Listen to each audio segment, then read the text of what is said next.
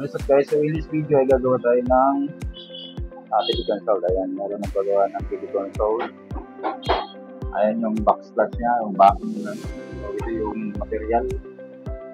Ayan na wooden type, mat. And then ito yung assemble pa namin ngayon. So ito na yung tapos na. Ayan, ito yung stay na guys na. So ito naman yung, ito yung nakatayo sa gilid. Saka yung mga ba.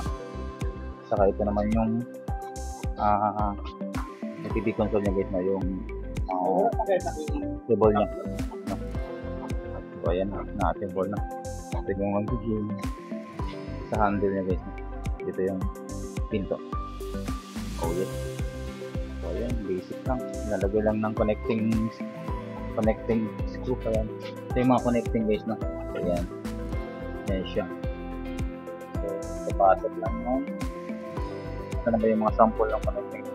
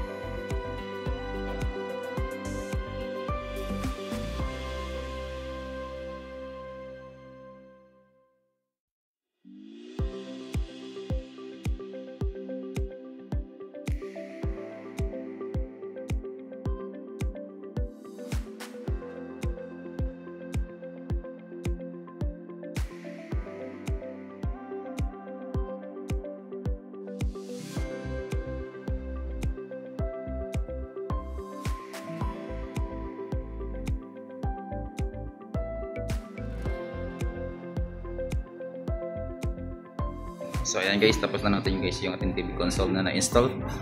Oh yeah. So ayan, kung nakita nyo yung time-lapse guys, ayan yung outcome natin guys, no?